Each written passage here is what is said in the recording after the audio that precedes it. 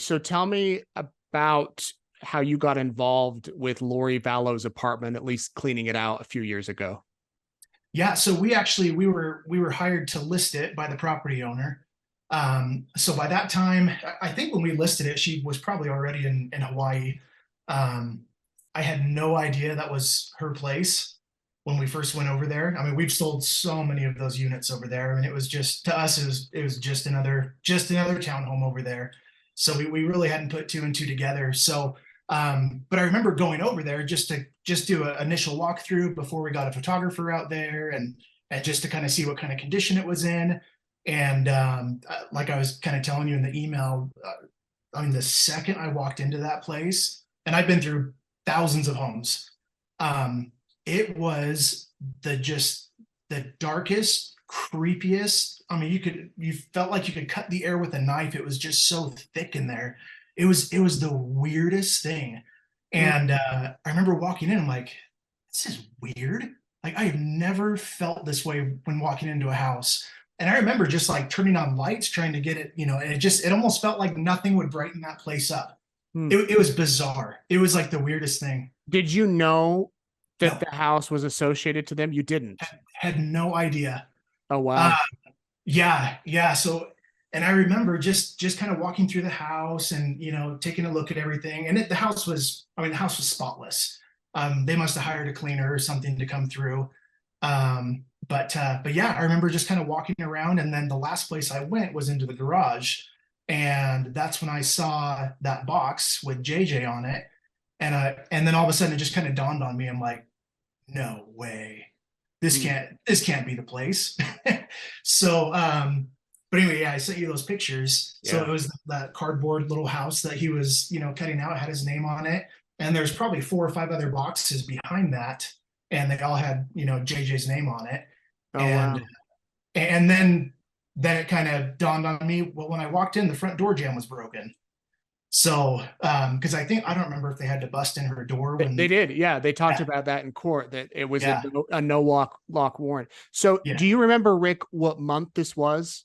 Yeah, it was January 2020. 2020. Okay. Mhm. So was the townhome empty? Was like everything out of it? Everything was out of it except for those boxes. Wow. So Yeah. did you think much of it, of those boxes, until when you heard about the testimony today about the No, box and I'd the actually cutting? I'd kind of forgotten about it. Yeah.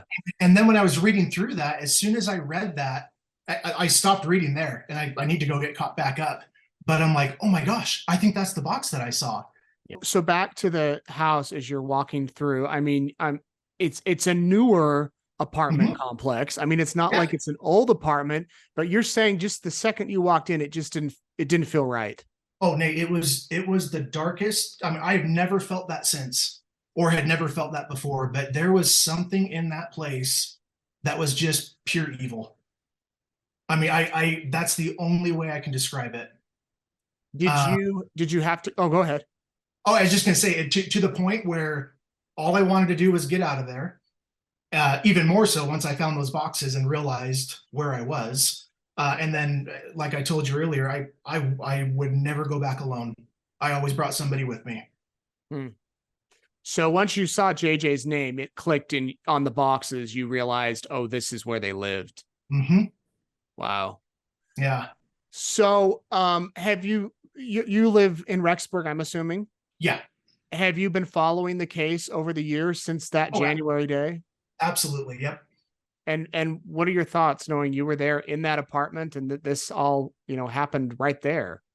Oh, it's creepy. I remember being terrified the second time I had to go back there because they hadn't found the kids. Like at that time, I don't think the kids had been found.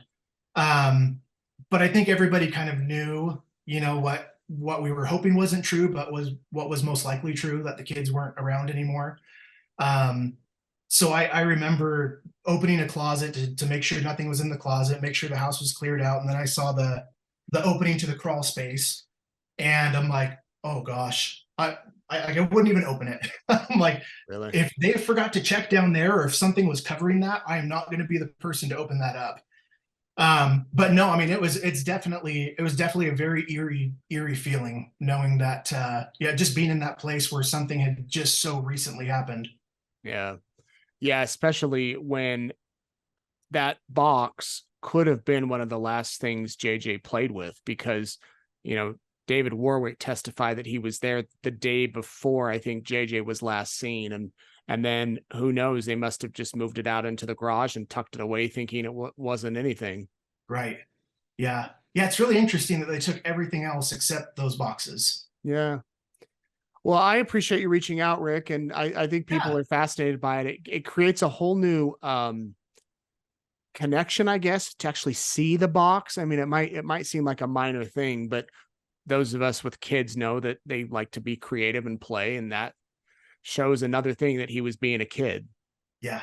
And it made it all that much more real, Sure. just to see something that that little kid was playing with. I mean, it's the same thing my kids do.